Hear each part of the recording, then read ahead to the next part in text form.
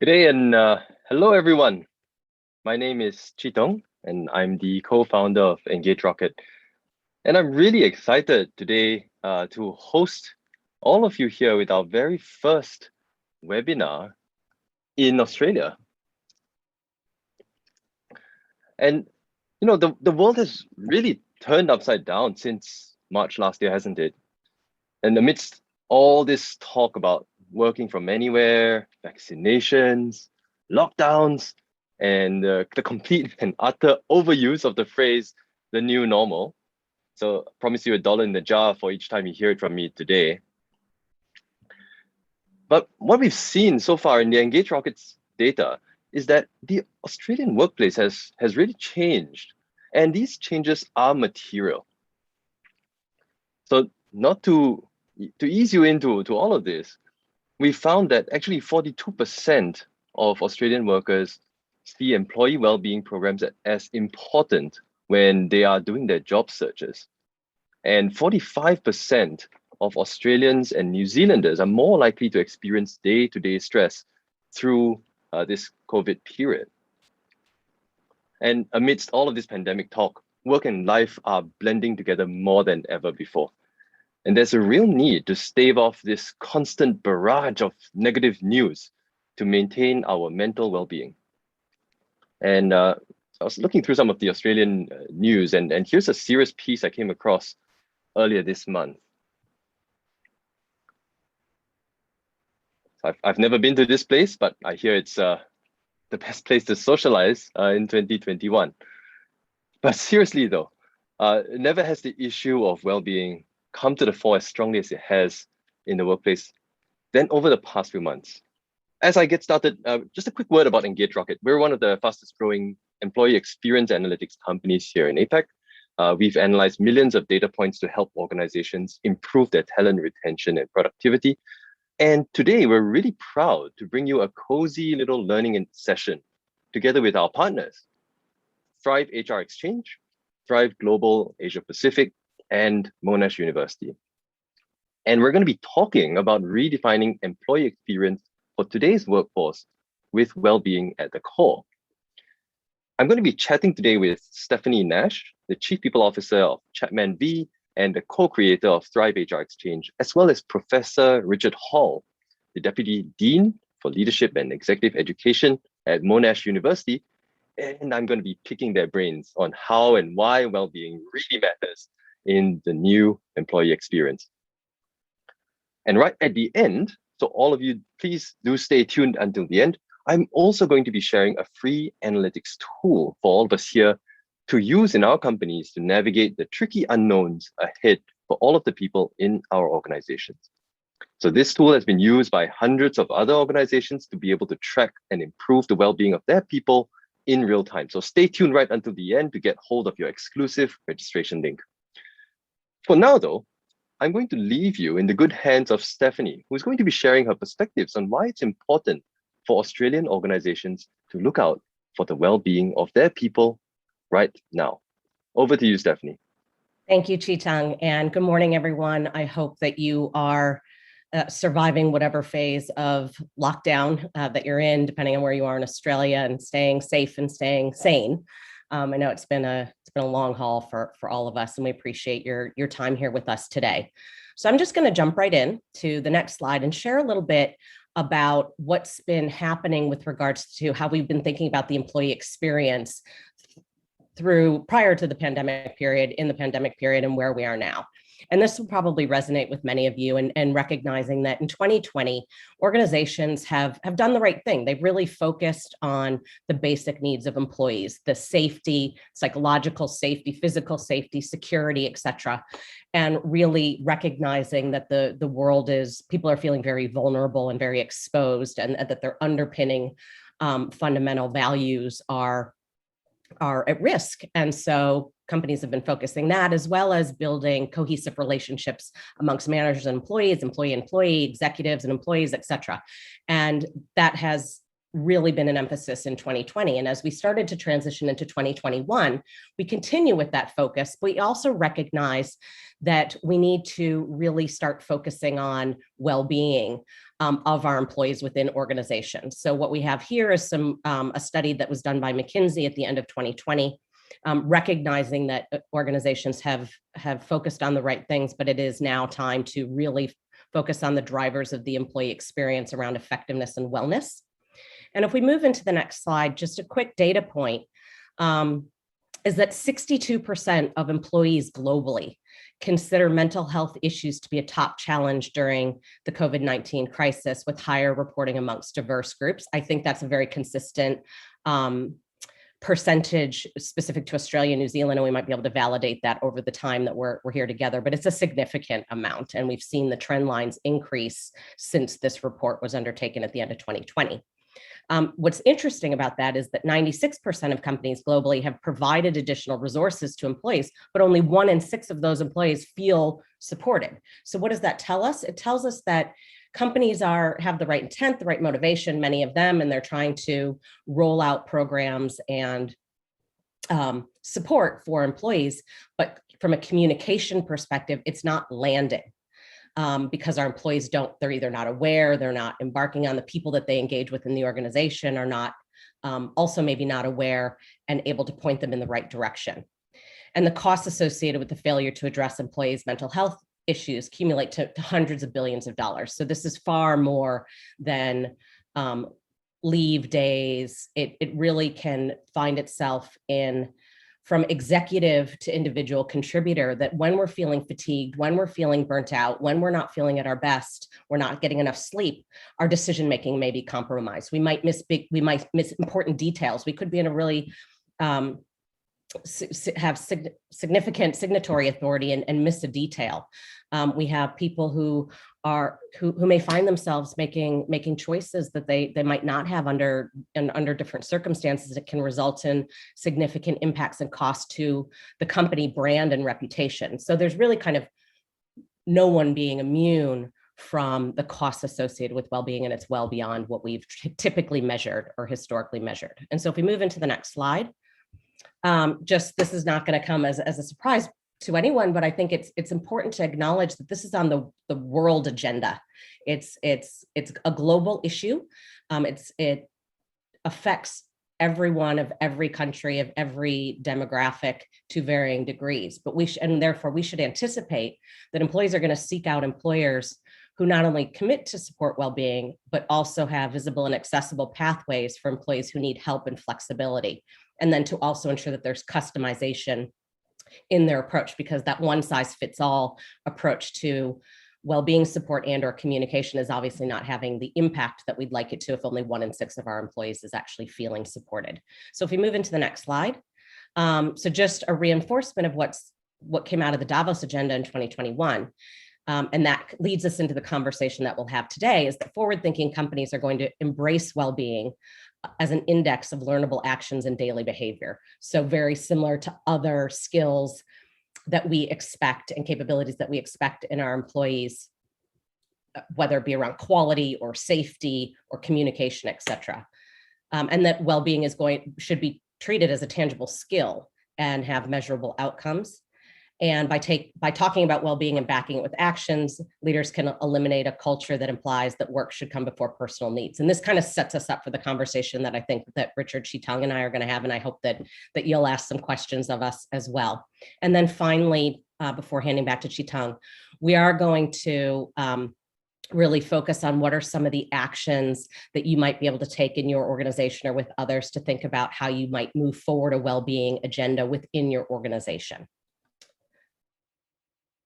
So back over to you, Chi-Tung, and hopefully that's given enough sort of fodder for our discussion the rest of the hour. Absolutely. Thanks very much for sharing, Stephanie. And now I very much, it's a great privilege for me to also invite Professor Richard Hall from Monash University to join us on exploring this topic further. And one quick point to everyone while we set up the panel. Please do use the Q&A button. So as we go through the discussion, There's a Q&A button within Zoom that you can use to address questions to the panel. I'm going to have my eyes peeled on that list of questions and anything that you think is worth this panel responding to, please do put them in the Q&A. If you do go into the Q&A and find questions that you resonate with and that you also want to find the answers to, do click on the little thumbs up button to upvote that question, and I'll try to field the questions that are most popular to this group. But if I can just get it started, for both Stephanie and Richard, in this very erratic operating environment, how can managers, because managers are really the core of many of our organizations and teams, how can managers lead in a way that creates full engagement and commitment from their people to the team's purpose while everyone's kind of working from home and may not have that same level of human touch as we have before? Yeah, thanks, Chi Tung. I might just start off with that, and hi everyone, and it's great to be part of the discussion. Hi Steph, great to see you again too. Look, Chi Tung, I think there are some things that are enduring that are kind of the same that we shouldn't forget when it comes to this question about what can managers and leaders do around engagement. I mean, we've got to remember, at the end of the day, what people engage with, they don't engage with their performance metrics, they don't even engage with their managers necessarily, they don't engage with the performance management process or their bonuses. They engage with the purpose of the organization, right? And it's the Simon Sinek point, it's why we do what we do. And I think the first and foremost thing when it comes to this over communication that we're probably going to talk about a bit in a time like this, which is really, really important for managers and leaders, we're communicating around our common or shared purpose as often as possible, and providing opportunities, I think, for all of our people to be able to share their experiences of that purpose and an understanding about how their work, albeit under these really difficult circumstances, albeit under circumstances of working from home and those feelings of isolation and fragmentation, how we're still contributing to that ultimate purpose, because that's what I think is the key motivating potential here in any period of time. So I think that's one of those continuities, but the things that have changed, I think, in this current environment that make it more challenging, I think there's a few key dimensions. One, the first one that strikes me is very much the question of certainty. We are dealing with unprecedented levels of uncertainty here. So that clarity that leaders and managers can provide about here are the things that we know, here are the things that we don't know, and being really open and transparent about that as much as possible is really key to responding and to recognizing the degrees of uncertainty that people are feeling. Secondly, it's the insecurity about what does this mean for me? What does it mean for my family? Where that insecurity is about my health, my well-being, my mental health, where I'm at, how I'm traveling, what's going to happen with my job, what's going to happen with the organization. And I think a key response to that is people, as leaders and managers, being open to and listening to those very legitimate concerns that their people have around a lack of security. And the third one is the relatedness. We all know that, again, that is a key human need and a key aspect between people being productive, happy, and well. We're social animals, and it's the relatedness which is really compromised, I think, a great deal by connecting through the Zoomiverse, connecting in this way all the time.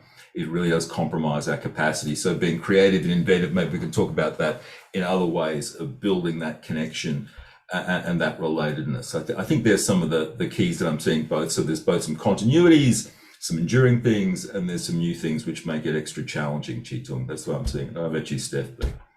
Thanks, Richard. I couldn't agree with you more. And so maybe I'll just reinforce that communicate piece. I think we should assume we can never communicate enough, and to recognize amongst ourselves and the people that we manage and the people that we're working with is that the situation, the dynamics are constantly changing.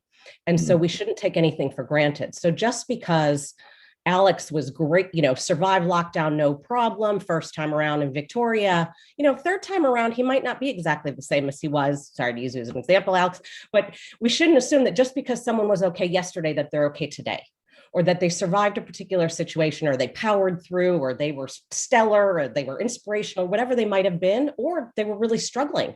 People are changing, they're evolving, they're becoming more resilient, but we really can't take our finger off the pulse. We shouldn't assume that we know how an employee is, what they're experiencing now, because it's a different context. And the other thing that I would add to that is that it's very easy for us to believe and assume that we are effective communicators. We know how to communicate with others because we apply the same principles of communication that work for us. So how we like to communicate, how we like to communicate with others, we assume that's the same way other people want to receive it.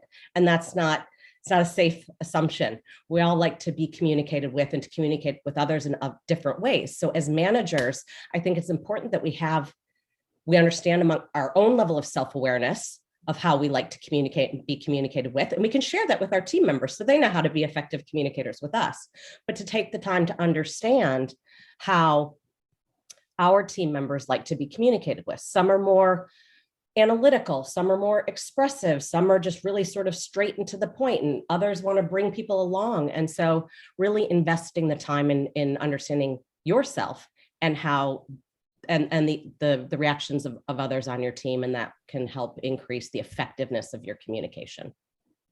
Yeah, I really like that point about, the making the mistake of assuming someone's level of resilience is going to, and this trap we can fall into where we have a story about someone and we assume that they're highly resilient, therefore they don't need our attention as much as, I love that, keeping your finger on the pulse. This is something that's changing, on a daily basis. And I don't know about you, but I certainly go through these periods where some days I'm just going, wow, I'm really feeling this slog today, and it's a real point, I think, at the moment, particularly in our lockdown states and environments in Australia at the moment. And, here in Melbourne, where I am, this is lockdown number 6. And many of us, I think I've been sharing with leaders and hearing about managers about the different ways in which the fatigue is registering, this round, and we've seen people in lockdown 5 behave differently, and we're seeing different, sometimes erratic, uncharacteristic behavior from our people, right? And not sweeping that away, not making assumptions about that, not assuming people are just going to come good naturally. But really making the time to be paying attention to that it is demanding, but I think it's amongst the most important work we can do as managers and leaders. One of the things that struck me as you've shared, both Stephanie and Richard, is that there's so much of this burden on leaders, right? And sometimes you read about leaders needing to be authentic, needing to be vulnerable, but to what extent would this vulnerability also create a sense of despair with the people that they're leading? Like, even my boss is going through this difficult period. Like, how do leaders strike this balance between being vulnerable and authentic, but at the same time not like rallying their people through 6 lockdowns? It's that psychologically that must be extremely difficult. Go ahead, Richard.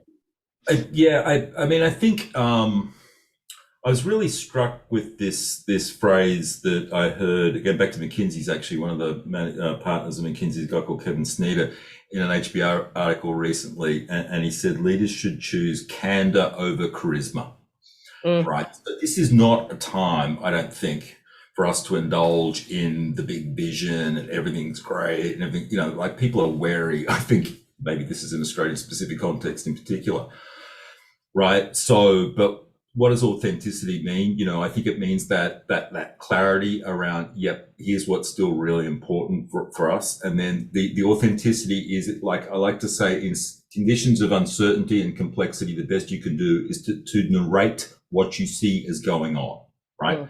Here's how I'm seeing the situation. Here's what's still really important about our vision. Here's what my understanding is. This is what I'm seeing, and inviting your people in for them to contribute and share their understandings and their experiences about what's going in.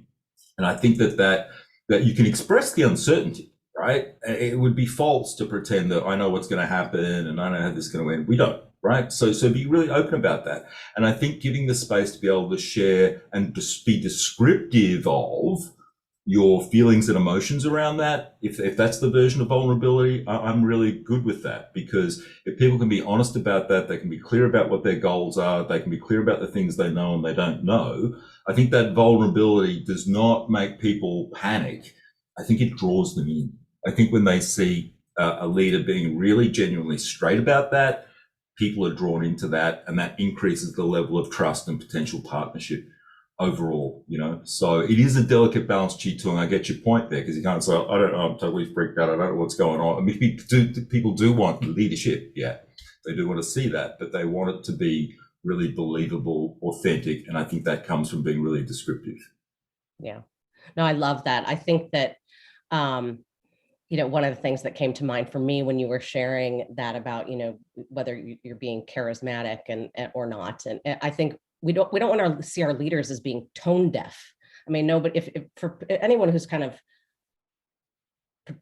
pretending it's business as usual or everything is good, it's just not authentic, and you're going to lose credibility and trust as a leader. You might have a good moment or rah, feel rah about something that's happening, but it's probably in a context and in a scenario. I mean, the reality of the situation that we're in that has never been experienced before the way that it is now is that everyone around the globe is experiencing the same thing differently. Mm-hmm. And so to put ourselves in a tunnel or in a cave and not acknowledge that is not going to inspire others to exceptional performance. It's probably going to have an adverse effect. So that authenticity, that vulnerability, being real, being in the moment, being present, I think is super important. Yeah, and it gives space for others to share that as well, to be descriptive, about how they're feeling and how they're traveling. This goes back to that earlier point she talked about, we can have great programs and great resources in place, and that is important, right?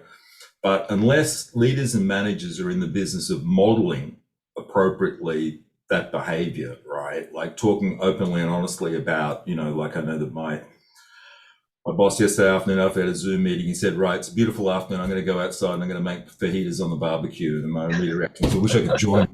You know what I mean?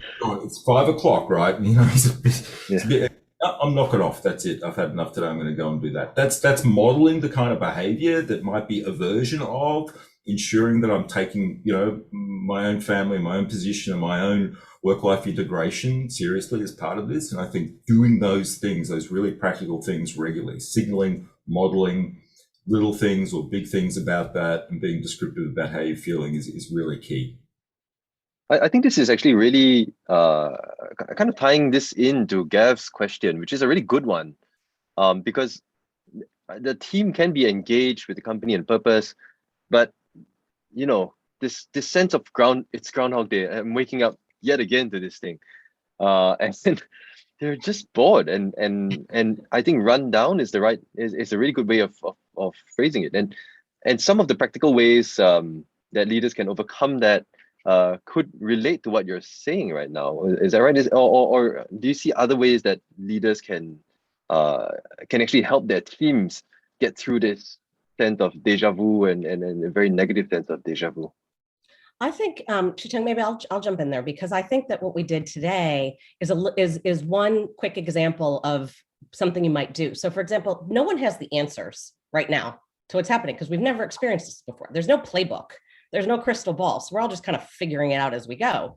And some are doing it better than others, and some are, hitting roadblocks and all those things. But we started out at the beginning of the session today asking what are some of the habits or hobbies that you've picked up. And, Kevin's talking to his neighbors. I've never thought about talking to my neighbors. Maybe I'll try that, And so I think there's a lot of value in our networks. And so they can be networks we have within the organization, but they can be the networks that we've created outside the organization as well. And they can be from very different, you can be a corporate and a multinational, but you could be talking to someone in your religious community or the school or kids, or, everybody's got different ideas. So I would say drawing upon your networks and asking questions. What are you doing to keep your folks motivated? I mean, if they're in Victoria, they're more likely experiencing similar things with the 6th lockdown. If they're in Sydney, it's something different. If they're in Singapore, it's something different yet again. Ask for help, share, be willing to make mistakes, be willing to try new things, even if they're outside of your norm, because we got to figure this out together.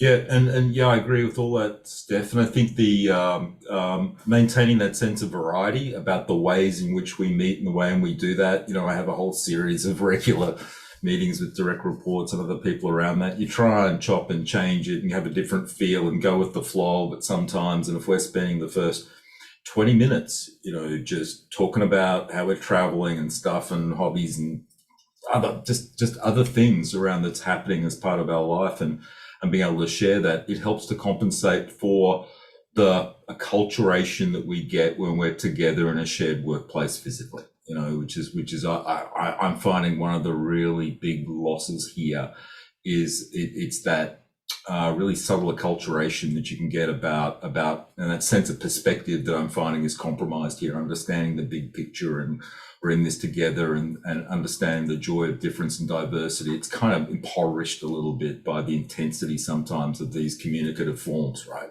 And so recognizing that and having different variety and different activities and different things we're talking about and then different ways in which we're talking about our experiences and creating the space for that. It seems like we're all really super busy, but this is important stuff to create space for because it is ultimately making a serious contribution to people's well-being in that broader sense, I reckon.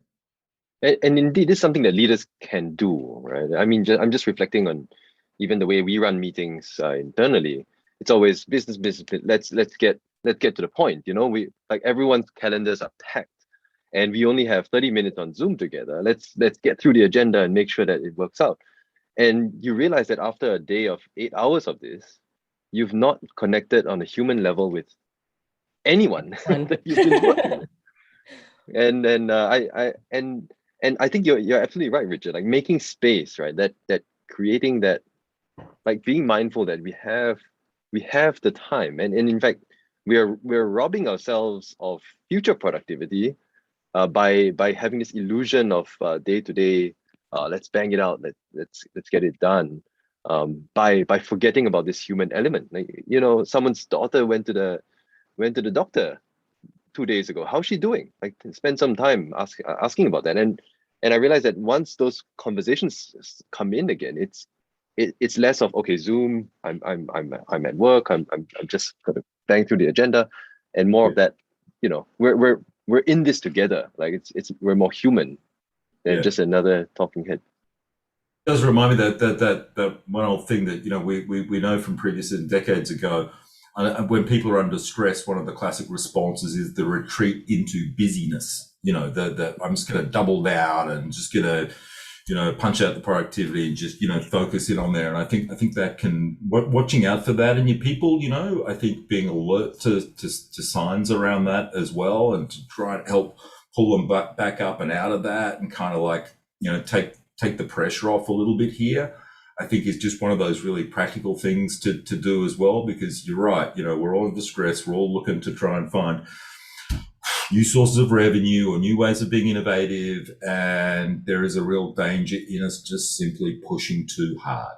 I think that's a real issue. The other quick one I've got is with these Zoom meetings, like I'm at the moment going, I reckon this is a half-hour meeting, but I'm going to schedule an hour for the meeting just to build in that extra time. If we're given back 15 minutes at the end of a Zoom meeting, wow, that's 15 minutes to maybe grab some sunshine, or something else. Yeah. I agree with that. Maybe another specific example to build on what Richard said is that what I've seen people do, and I've started to do, is if you're booking a 30-minute meeting, plan a 20-minute agenda, 25-minute agenda. And if you're booking a 60-minute meeting, plan a 50-minute agenda and genuinely give people that time back. The other thing that I was going to say to something that Richard said is there are many of us whose way of responding to stress, as he mentioned, is to be busier or do more. And right now, what's happening with many of us is we're experiencing all forms of the ambiguity, the uncertainty, and the grief.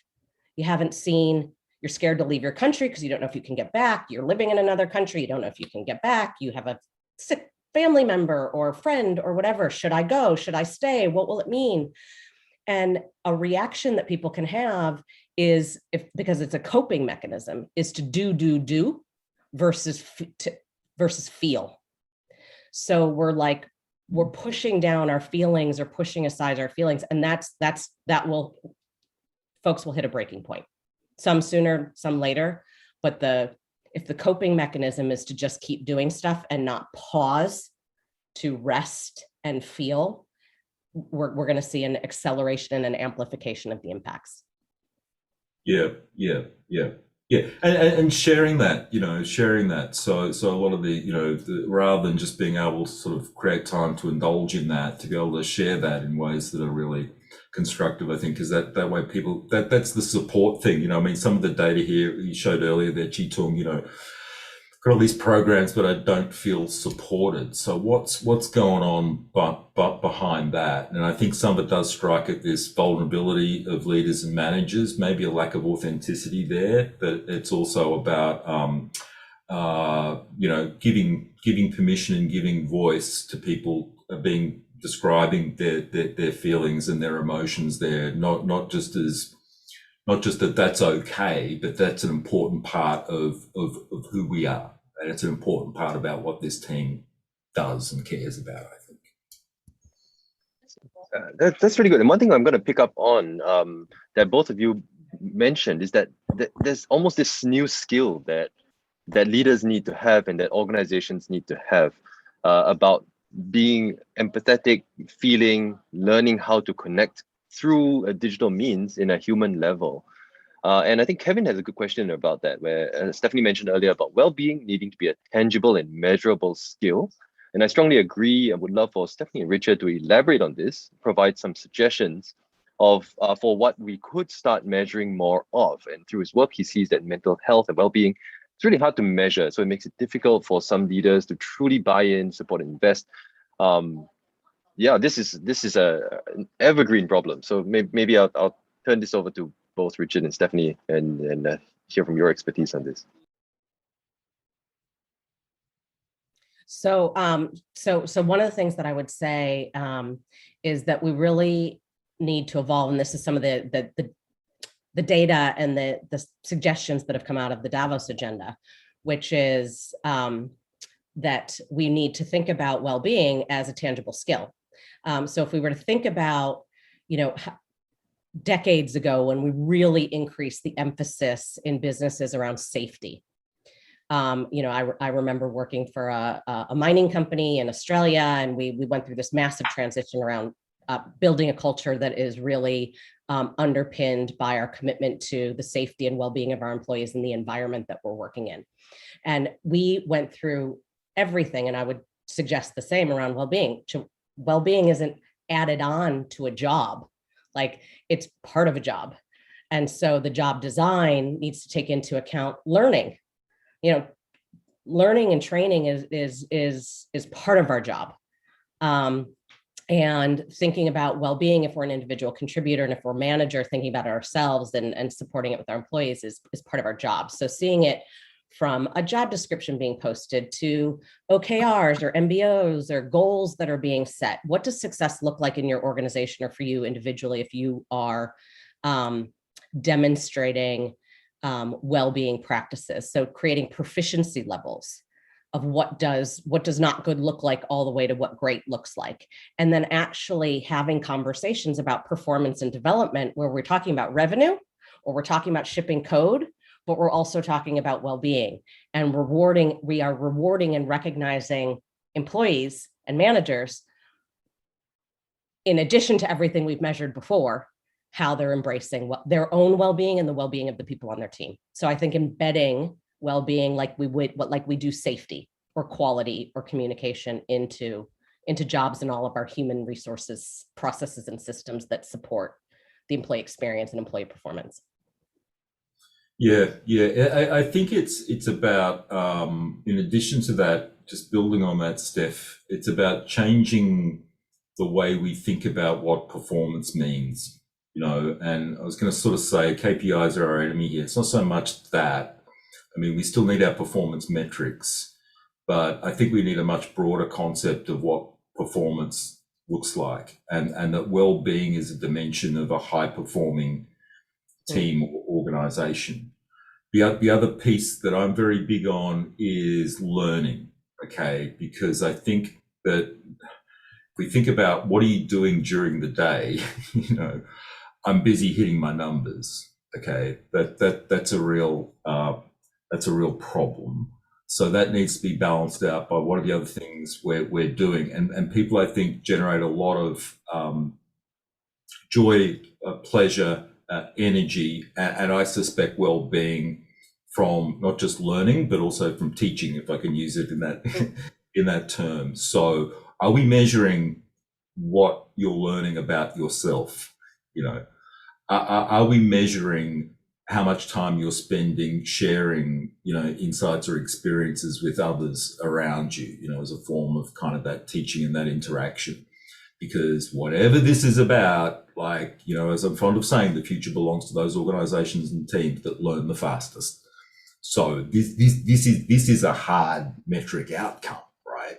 But it also happens to be one of those dimensions where I think we're all caught up in the busyness, trying to hit our numbers under all the pressure. We're not busy. We're not spending enough time learning, and we're not spending enough time sharing our learning with others. And I think that has the positive double benefit of also being good for us in well-being and wellness terms as well, helping us thrive, because learning is about thriving. So long-winded answer is resetting our understanding of what performance looks like to include learning, thriving, and well-being, as well as hitting your hard numbers. I think those are great points. And just one more, sorry, no, yeah, please go ahead. One more point to add to that is, as we're thinking about skill sets of the future, it's about all of us being able to manage our own mental health, like we manage our time, we manage our learning, we manage our development, we manage our eating, and everything else that we consume. We need to start thinking about it similarly. Yeah. I think those are great points, and it just got me reflecting on how much maybe this whole episode is making us confront how much the economy has changed when we think about productivity, because we're no longer, most of us are no longer on the factory floor where output is measured by how many widgets you can pump out a day. And then the knowledge-based economy really changes how outcomes and productivity is measured in the first place, and how we get to those outcomes. I was just talking to a head of sales at one of the largest software companies recently, and she was sharing that even from her perspective, sales, as quantitative as it is a complete team sport. Like, any salesperson who believes that they're just going to go out there themselves and they're going to rock it and get their numbers is misguided and is going to fail. Like, even sales is a team sport. And how do you play well as a team? You can't play well as a team without caring for each other's well-being, without learning and developing together, right? And I think you guys both hit the nail on the head around that. And maybe if I can push this a little bit further, because as we're now in a more remote environment, like, all of these softer skills we're seeing them become more and more important, because they now need to be deliberately exercised in the workplace. And so how do leaders in this kind of environment support training and development of their staff in both the hard skills and the soft skills to ensure that their teams are fully equipped with what they need to take on the future? I think from my perspective, one of the things I would reiterate is that our mindset needs to shift to say that this is something additive to what we need to do. It's actually integral and integrated to what we need to do. So we, to in our own personal ways and ways that work for us in our community, our families and stuff, we take care. If you have a predisposition or an allergy or something physically, typically, or medically that you need to take care of, you ask questions, you learn about it, you find what are the different solutions that I might be able to put in place. They could be medical, you do due diligence, you figure out what's right for you or your family members, and you kind of work through all of that and come up with a plan. So we need a plan. We all need plans that help, that that work with our schedules, work with our personalities, work with our preferences, and recognize that our organizations are trying to do stuff for us. There's a lot of resources available, so many resources available that it's actually overwhelming. And the challenge is navigating and really being able to find what you're looking for. But I think, each of us developing our own well-being plan and encouraging our employees to also have a well-being plan, and they can share as much as they want or not, but kind of knowing that there's a measurable plan that they can put in place and have conversations about their performance and development relative to their well-being plan. Yeah. And I think I'm also going to go to the informal side of that again and go back to some of the modeling that I think managers and leaders really need to be conscious about there. And you're saying, how do we encourage sort of training, and how do we encourage that sort of development this time? And I think, Steph, this is one of yours, ABC, always be curious. Took it from me. I was still going to use it today. Should stay away from that. But yeah, I just agree with that so much. I mean, when so when managers and leaders are confronting something that's puzzling and troubling and difficult, to be really open about, okay, so what can we learn from this? What can we learn together from this? How can we be curious about what's going on? That this is something that we're not going to dismiss or shy away from or put in a particular bucket or not be talking about. We're going to bring a curious and open mindset to that. And what's more, we're going to invite, and here's how I'm seeing it. I think sometimes leaders do need to go first. Here's how I'm seeing it. Here's the reason behind my question, in a way that invites others in to give their perspectives on that as well. That's kind of the support, which I think is helping to build a learning culture, where learning is that sign of performing, I think is really a very powerful way to get back to my earlier theme there a little bit. So I think in the formal, the planning that Steph's mentioned there, I think as well needs to also be supported by the informal and the modeling and the behavioral about what we're doing and how we're showing up as leaders and managers as being curious. If I'm hearing that correctly, it sounds very much like leaders and organizations need to kind of move away from the idea of learning development as let's put people through formal programs, let's have all these workshops to get people learning, and then instead it's more of a meta skill that leaders and managers themselves need to have about always being curious about what's going on, tapping into the reality of the situation, contextualizing that for the team, and helping them figure a solution out together, if I'm hearing that correctly. Oh, yeah, I would just someone who just that I think raised it's their both. hand. I think, sorry, Chitong. I think it's what you said exactly, but I also think that one of the things that organizations can do is help kickstart that thinking. So by offering programs to different levels of employees, from individual contributor to people manager to executive, to help give them the tools and the resources to help manage themselves and to help manage their teams, because we're talking about it here and there's so much more to it. And so there's thousands of executives, thousands of analysts, hundreds of thousands of employees out there that may not be engaging in these conversations or may not have access to the resources or know how to find them. And so organizations can kickstart that thinking by offering programs around well-being. How can our performance thrive? How do our minds, how can we have a thriving mind and a thriving family? And I think it's both. It's what can the company do and has the resources and ability to affect change within an organization. And then do I, as an employer, manager, and executive, embrace what I'm learning?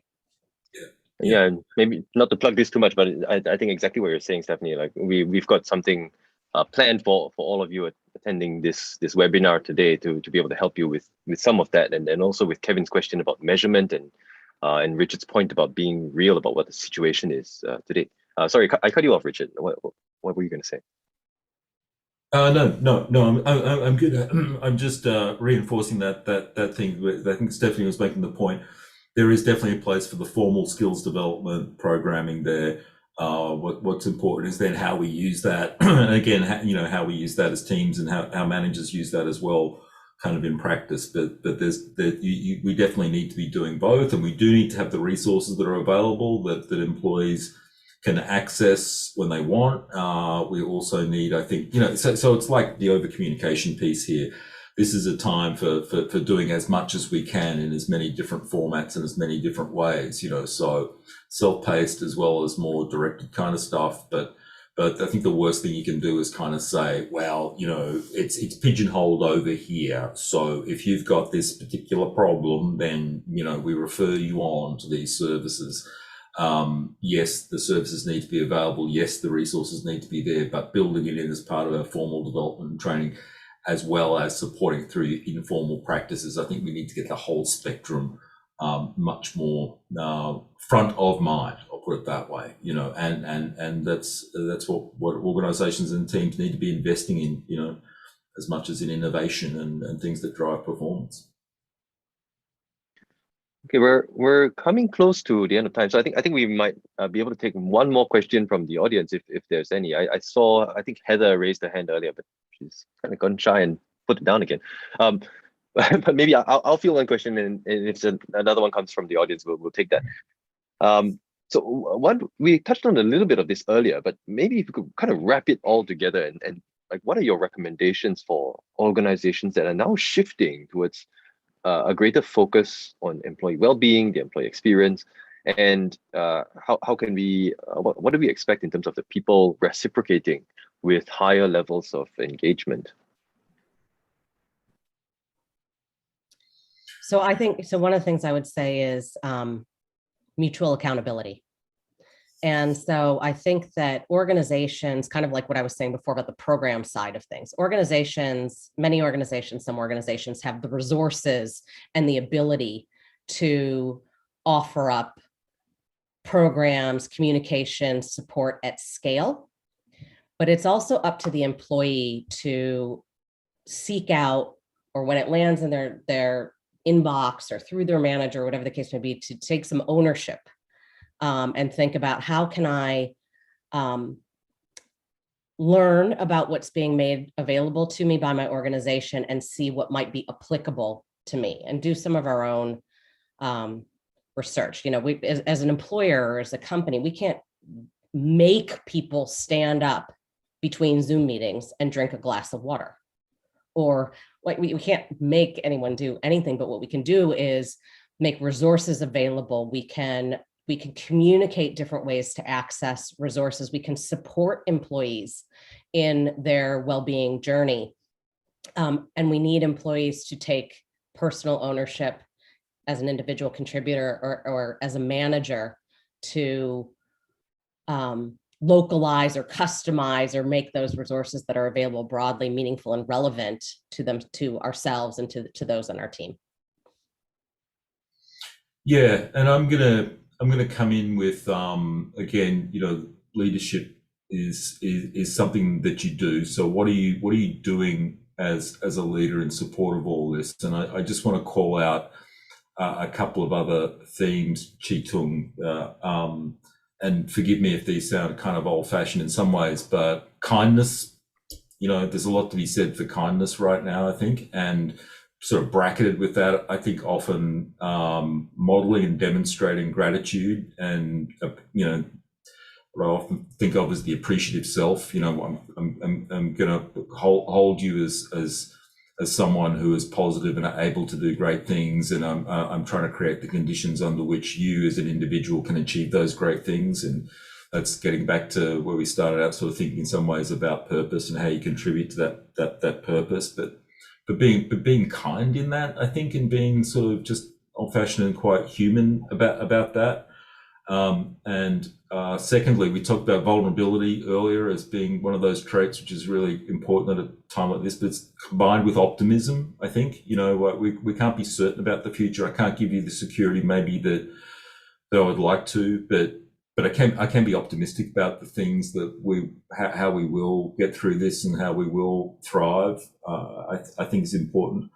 And then to do those things, whether that be I'm calling this meeting short, I'm going to tell you about what I'm doing, socializing, I'm going to tell you about how I'm connecting with my neighbors, I'm going to tell you about how I'm a real person, I'm going to tell you about the things that I'm doing in terms of exercise and eating and sleeping and recreation.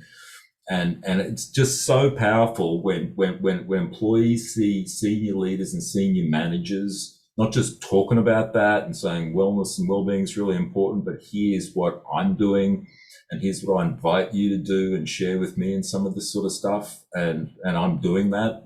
There's nothing so powerful, I think, is that when employees go, wow, okay, the boss does it. Okay, that's interesting. There's, that can be very compelling, I think. So modeling those behaviors and doing those things and practicing that and talking about that and creating space for it, I think in support of those other ideas is really significant. I completely agree. I think that I would add to that, kind of bringing us back to where we're at the beginning of the conversation. Thinking about, talking about, and supporting employee well-being is the right thing to do. It also leads to better business outcomes and higher levels of performance. So if we go back to the statement around billions of dollars being lost or at stake because of well-being challenges and concerns, it is very, very real. And so if we have leaders, for example, talking about how they identified a mistake that they wouldn't have caught because they didn't get enough sleep, and all of a sudden they got sleep, and they found the power of the investment in their own well-being that resulted in its own, could be small, it could be big, better outcome. We keep that's the role modeling, that's the storytelling, that's the demonstrating vulnerability, and it's good for the employees and it's good for the company. Yeah. That's great. And thank you very much, Stephanie and Richard, for sharing your insights. I think I've personally learned a lot from this, and I'm sure many in the audience have as well. And I'd like to invite everybody to stick around, and it's really time to put those learnings into practice. So our partners at Engage Rocket, so Engage Rocket, Thrive HR Exchange, Thrive Global, and Monash University have put together this exclusive program for Australian companies. And it's very much related to what Stephanie and Richard have been talking about today. So we have that necessity to be kind and to be human and to role model that. But at the same time, we also need to support all of that with with formal programmatic interventions. And here's one of them that we put together just for you. And for a limited time, we're actually offering the access to a survey and analytics platform to help you track and improve the well-being of your people in real time.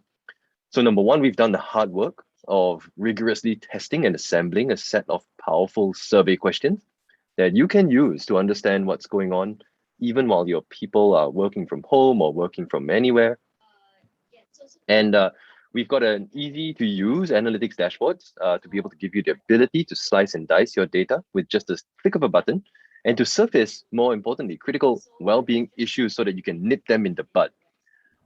Third, you can take action on the information that you get through Thrive Global's set of resources that you can that's going to be shared. Some of them is going to be shared with this program, so they can use them immediately to go from insight to action and to improve well-being in your organization. And last but not least, by signing up for this, you also get first dibs on a report that we will be generating on the state of well-being in the Australian workforce. We all secretly like comparing ourselves. So this report would help you gauge where your company stands against the state of the market. All data, of course, will be aggregated and anonymized in that report. So usually you'll need to whip out your spreadsheets, dig around the numbers, make the budget work for a program like this. But today, all you need to do to apply for this program is with this link. So it takes all of 38 seconds. If you look at the QR code, they're going to be sharing with you, and our teams will do the rest. Or you can just click yes to the poll that's going to be appearing on your screen right now. So don't miss out on this extraordinary opportunity in an extraordinary time to improve your people's well-being using cutting-edge technology, analytics, and research. And we're super excited to support Australian businesses through this program, and we're looking forward to helping you get started. So once again, the link to sign up is actually here. You can apply for free today. and you just follow your step-by-step guide that we have. And you can access your dashboard to boost your employee experience and well-being today. So thank you very much, Stephanie and Richard, for joining us on the panel today, and for all the hard work that you guys have put into making this program a success for our audience today, and for all the businesses that are going to be signed up. And to all of you who have joined us, thank you for joining us today. And I hope you have found this session useful. I've taken copious notes in my notebook. It's gone over 2 pages now. So once again, my name is Chitong from Engage Rocket. I'm signing off and giving you 3 minutes back to get up, go get a glass of water, and enjoy a lunch in front of hopefully the sunny weather that you have where you're living at. So take care and stay safe, and look forward to seeing all of you again really soon. Thanks, Stephanie. Thanks so much. Thanks, Richard. Thank you. Bye. Bye. Bye-bye.